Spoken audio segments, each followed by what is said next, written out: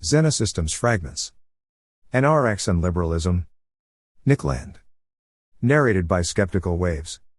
In much of the neo-reactionary camp, liberalism is the endpoint of discussion. Its argumentative function is exactly that of racism for the left. The only question, as far as this stance is concerned, is whether the term can be made to stick. Once the scarlet letter of microcultural ostracism is attached, there's nothing further to discuss. This is unlikely to change, except at the margin. The obvious preliminary to this topic is, if not quite American English, something like it. Liberalism in the American tongue has arrived in a strange space, unique to that continent. It is notable, and uncontroversial, for instance, that the notion of a right-wing liberal is considered a straight oxymoron by American speakers, where in Europe, and especially mainland Europe, it is closer to a pleonasm. Since we still, to a very considerable extent, inhabit an American world, the expanded term classical liberal is now required to convey the traditional sense. A Briton, of capitalistic inclinations, is likely to favor Manchester liberal for its historical associations with the explicit ideology of industrial revolution. In any case, the discussion has been unquestionably complicated.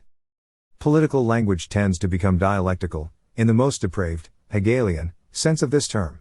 It lurches wildly into its opposite, as it is switched like a contested flag between conflicting parties. Stable political significances apply only to whatever the left, the opposition, or resistance, hasn't touched yet. Another consideration, then, for those disposed to a naive faith in ideological signs as heraldic markers. It is one that threatens to divert this post into excessive digression, and is thus to be left, in Wikipedia language, as a stub. The proposal of this blog is to situate liberal at the intersection of three terms, each essential to any recoverable, culturally tenacious meaning. It is irreducibly modern, English, and counter-political. Ancient liberties are at least imaginable, but an ancient liberalism is not. Foreign liberalisms can be wished the best of luck, because they will most certainly need it. An exception for the Dutch, alone, is plausible here. Political liberalism is from the beginning a practical paradox, although perhaps in certain rare cases one worth pursuing. Burke is, without serious room for doubt, a liberal in this sense. He is even its epitome.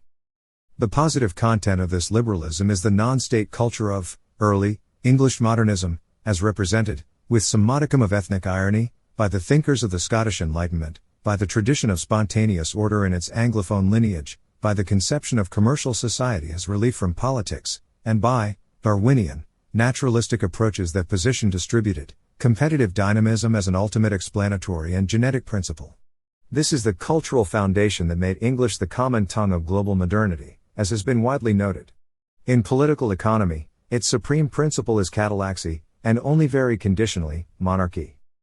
It is from this cultural matrix that Peter Thiel speaks, when he says, notoriously, "I no longer believe that freedom and democracy are compatible." Democracy is criticized from the perspective of the old liberalism. The insight is perfectly, if no doubt incompletely, Hopping. It is a break that prepared many, the author of this blog included, for Moldbug and structured his reception. It also set limits. Democracy is denounced, fundamentally, for its betrayal of Anglo-modernist liberty. Hobbes' formulation cannot be improved upon. Democracy has nothing to do with freedom. Democracy is a soft variant of communism, and rarely in the history of ideas has it been taken for anything else. Moldbug's explicit comments on this point are remarkably consistent, but not without ambiguity. He writes, I contend, typically. The truth about libertarianism is that, in general, although sovereignty is sovereignty, the sovereign whether man, woman or committee is above the law by definition, and there is no formula or science of government, libertarian policies tend to be good ones. Nor did we need Hayek to tell us this. It was known to my namesake, over 2 millennia ago, Wu Wei, for this is its true name, is a public policy for a virtuous prince, not a gigantic committee. The virtuous prince should practice Wu Wei, and will, that is his nature. Men will flock to his kingdom and prosper there. The evil prince will commit atrocities, that is his nature. Men will flee his kingdom, and should do so ASAP before he gets the minefields in.